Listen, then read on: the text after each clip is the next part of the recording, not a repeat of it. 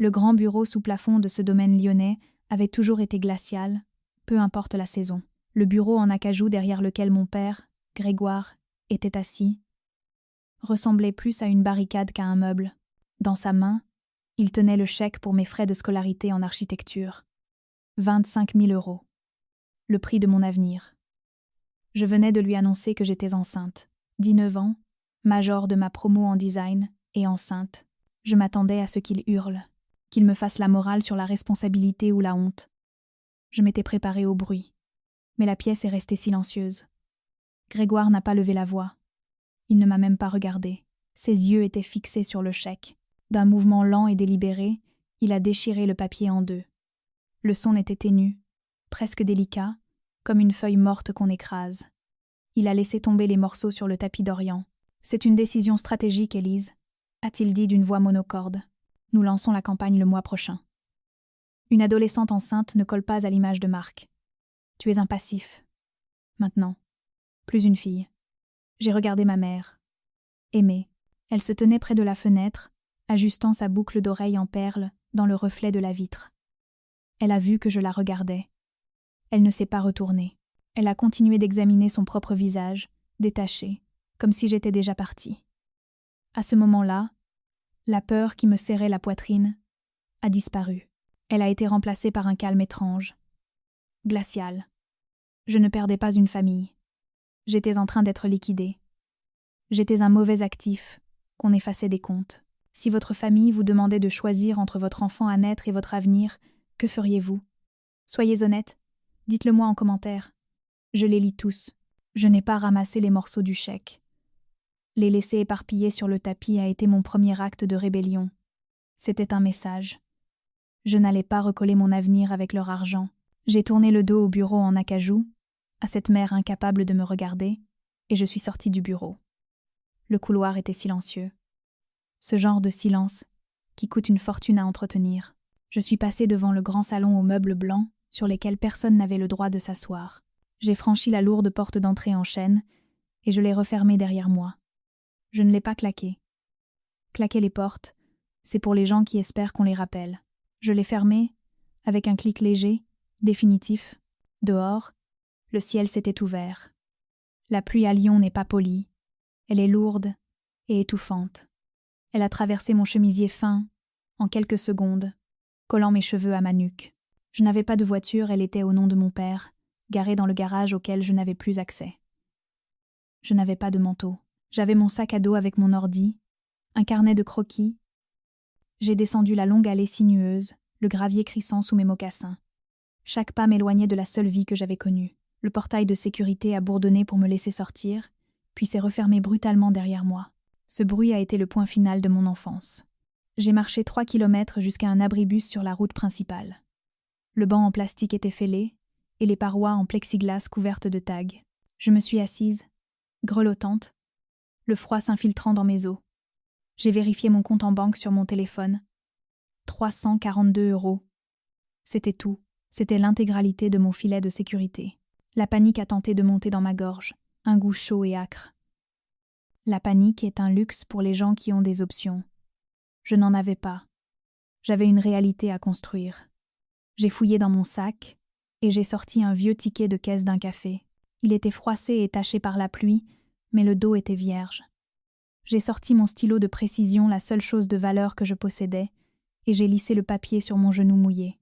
J'avais besoin de m'ancrer. J'avais besoin de passer un contrat avec la personne qui comptait le plus désormais. Pas mes parents. Pas le monde. Mais la vie qui grandissait en moi. J'ai commencé à écrire. L'encre bavait un peu sur le papier humide, mais les lignes étaient droites et fermes. À mon fils, je t'écris ceci depuis tout en bas. Le sol est mouillé, les murs sont fissurés, et le toit fuit. Nous n'avons rien d'autre que l'air dans nos poumons et le sang dans nos veines. Ils pensent nous avoir enterrés. Ils ne savent pas que nous sommes des graines. Je te le promets. Je ne bâtirai pas notre vie sur du sable.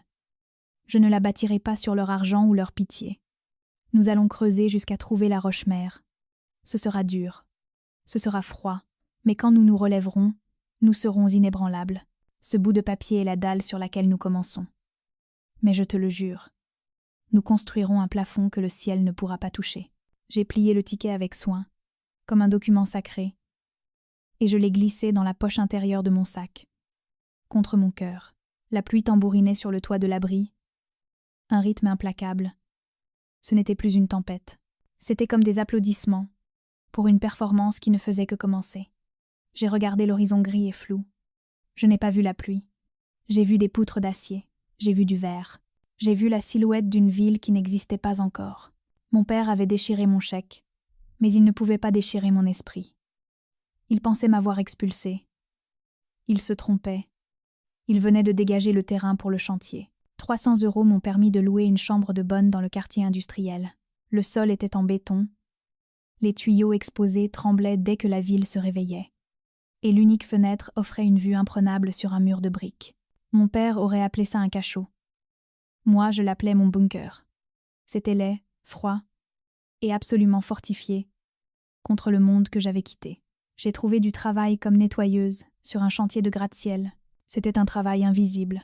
Des hommes en casque de chantier passaient devant moi comme si je faisais partie des cloisons. Ils ne voyaient pas une fille de 10 à 9 ans avec un esprit brillant. Ils voyaient un seau et une serpillière. C'était leur erreur. Pendant que je balayais la sciure, je mémorisais les plans d'étage. Pendant que je vidais les poubelles, j'analysais les calculs de charge, laissés sur les bureaux. Je ne me contentais pas de nettoyer le bâtiment. Je l'auditais. Un mardi pluvieux, tard dans la nuit, je nettoyais le bureau du chef de chantier. Les plans du 34e étage étaient étalés sur la table à dessin. J'y ai jeté un coup d'œil en essuyant la surface. Je me suis arrêtée. Le calcul sur le support en porte-à-faux était faux. Une virgule s'était déplacée. S'il coulait le béton sur la base de ces plans, l'angle sud s'effondrerait sous son propre poids d'ici 5 ans. Je n'ai pas hésité. Je ne me suis pas souciée d'être virée. La physique se moque de la sécurité de l'emploi. J'ai pris un stylo rouge dans le pot et j'ai corrigé l'équation. J'ai barré l'erreur d'un trait vif et j'ai écrit la charge de compression correcte dans la marge. Qui vous a permis de toucher à ça? La voix venait de la porte, profonde et rauque, comme du gravier dans un malaxeur. Je me suis retournée. C'était Jean, le promoteur principal, une légende en ville solitaire, brillant et terrifiant. Il était trempé par la pluie, fixant le stylo rouge dans ma main. Je ne me suis pas excusée. La gravité me l'a permis, ai-je dit calmement. Votre ingénieur structure a oublié une variable. Si vous construisez comme ça, l'angle sud s'écroule. J'ai corrigé. Jean s'est approché de la table. Il a regardé le plan. Il a regardé ma correction. Il a sorti une calculatrice de sa poche, a tapé les chiffres et a fixé le résultat. Le silence s'est étiré pendant une longue minute. Quand il a levé les yeux, il n'était pas en colère. Il était curieux. « Vous êtes la femme de ménage », a-t-il dit. « Je suis architecte », ai-je corrigé. Il se trouve juste que je tiens une serpillière. Il s'est assis sur le bord du bureau et m'a regardé, m'a vraiment regardé, pour la première fois. Il a vu les vêtements bon marché, la fatigue dans mes yeux, la défiance dans ma posture. Il a reconnu quelque chose. « Vous êtes une paria ?» a-t-il dit. Ce n'était pas une question. Votre famille vous a jeté, n'est-ce pas? Je me suis raidie. Ça ne vous regarde pas. Si, ça me regarde, a dit Jean. Parce que c'est votre plus grand atout. Il s'est levé et est allé à la fenêtre, observant la ville luisante sous la pluie. Les familles comme celle dont vous venez. Celui qui suit les règles, qui maintient l'image, qui ne dépasse jamais. Ils sont faibles. Ils sont piégés dans une cage, faite des attentes des autres. Ils ne peuvent rien bâtir de réel parce qu'ils ont trop peur de se salir les mains. Il s'est retourné vers moi. Mais le bouc émissaire, le mouton noir, vous êtes libre. Vous n'avez aucune réputation à protéger, aucun héritage à honorer. Vous avez été réduite en cendres, et la cendre est la chose la plus pure qui soit. Vous pouvez bâtir ce que vous voulez, parce que vous n'avez plus rien à perdre. Ça vous rend dangereuse, et ça vous rend précieuse. Il a ramassé le stylo rouge et me l'a tendu. « Arrêtez de laver mes sols, » a-t-il dit. « Commencez à dessiner mon horizon. Soyez à ce bureau à 6 heures demain matin. Ne soyez pas en retard. » J'ai pris le stylo. Il me semblait plus lourd que la serpillière, et bien plus redoutable. Je n'ai pas dit merci. La gratitude implique de la charité. C'était une transaction. Il avait besoin d'un esprit capable de voir la vérité, et j'avais besoin d'une échelle pour sortir de mon bunker. 15 ans, c'est long pour rester silencieuse. C'est assez long pour qu'un bébé devienne un jeune homme. Assez long pour qu'une silhouette urbaine change. Assez long pour qu'un nom soit oublié, puis renaisse. J'ai gravi les échelons dans l'agence de Jean, non pas en demandant des promotions, mais en me rendant indispensable. Je suis passée de dessinatrice junior à chef de projet en 3 ans. À 30 ans, j'étais associée.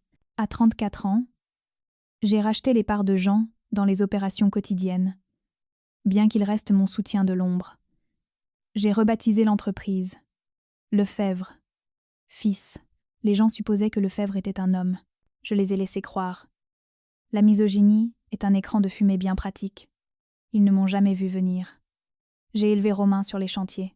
Pendant que les autres gamins apprenaient à faire du vélo dans des impasses résidentielles, Romain apprenait la géométrie en mesurant des poutres d'acier au 42e étage. Il a appris que le respect ne va pas à l'homme dans le costume le plus cher, mais au chef de chantier qui sait comment couler du béton sous la pluie. Il a grandi en voyant sa mère diriger des salles remplies d'hommes ayant 2 fois son âge, non pas en criant, mais en connaissant la réponse avant même qu'il ne pose la question. Nous étions une unité soudée, une forteresse à 2. Nous ne parlions pas du passé. Nous parlions de murs porteurs et de résistance au vent. Nous parlions de l'avenir.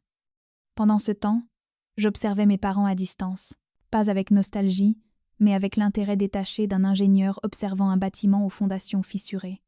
Grégoire se présentait à la mairie. Son visage était placardé sur tous les panneaux publicitaires de la ville. « Valeurs familiales », disait le slogan.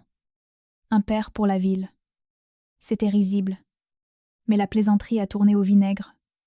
Quand je l'ai vu aux infos du soir, il donnait une interview sur la crise de la drogue. Le journaliste l'a interrogé sur sa famille. « C'est une tragédie personnelle », a dit Grégoire, son visage figé dans un masque de tristesse travaillée. « Nous avons perdu notre fille aînée, Élise, il y a des années. L'addiction est un voleur terrible. Nous avons tout essayé. Mais elle a choisi un autre chemin. C'est pour ça que je suis si déterminée à sauver d'autres familles de cette douleur. » J'étais assise dans mon bureau d'angle, au 50e étage du bâtiment que j'avais conçu, fixant l'écran. Mes mains ne tremblaient pas, mon cœur ne s'emballait pas. J'ai juste senti un clic froid et net dans mon esprit. Il ne se contentait plus de m'effacer. Il utilisait mon cadavre comme un marchepied. Il réécrivait mon histoire pour servir son ambition. Il prétendait que je m'étais perdue dans la drogue, un mensonge si audacieux qu'il ne pouvait venir que d'un homme se croyant intouchable.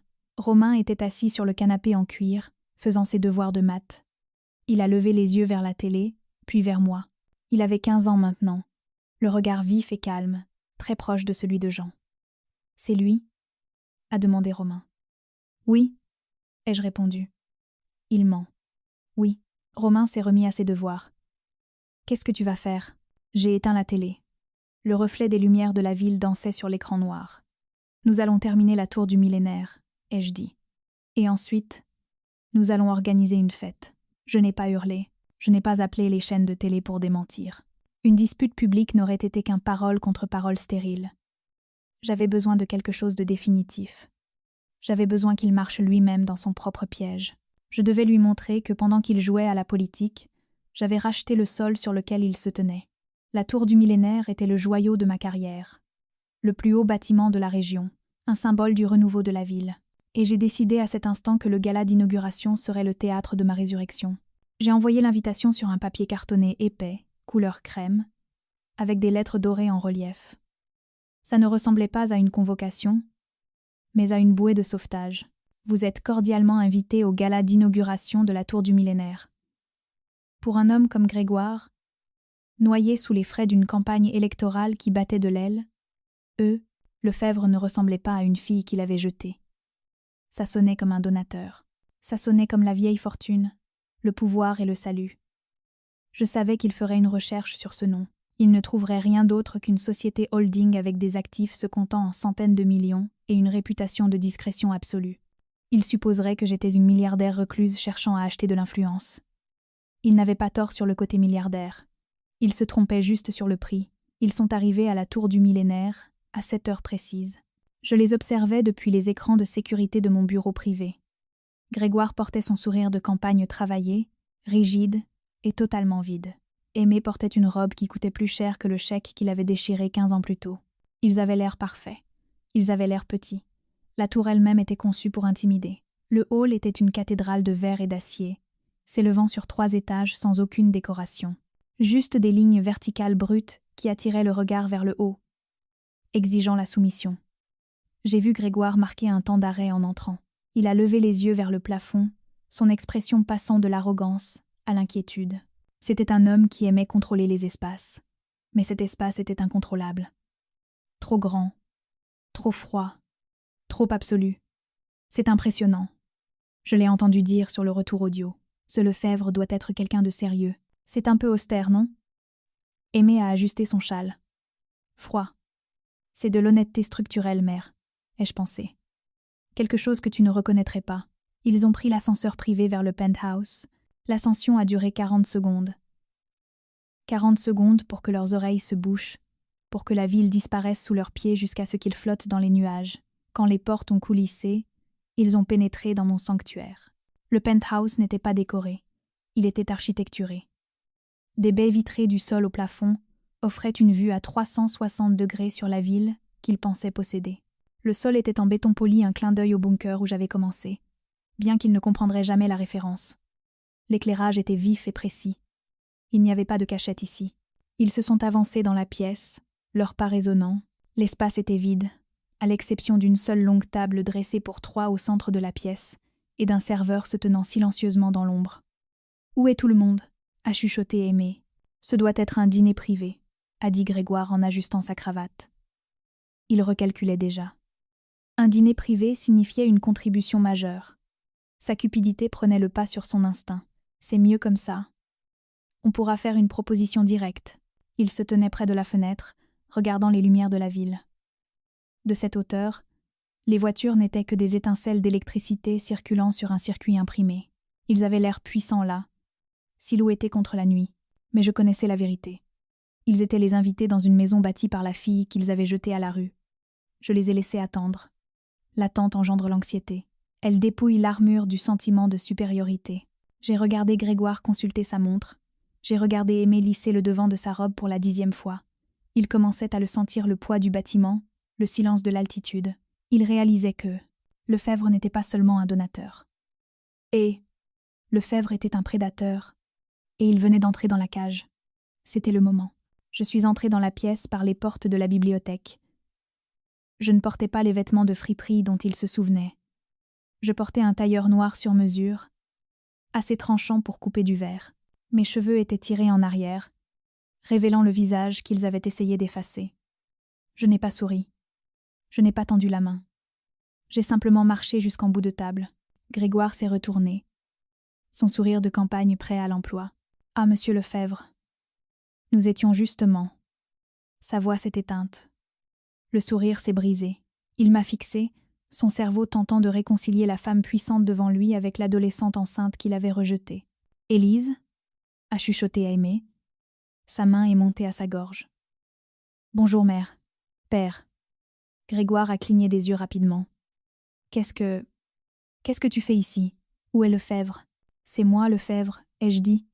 Lefebvre, fils. » Grégoire a ri, un rire nerveux, saccadé. « Ne sois pas ridicule. Ce bâtiment, c'est un projet à 1 milliard d'euros. Tu es. Je suis quoi?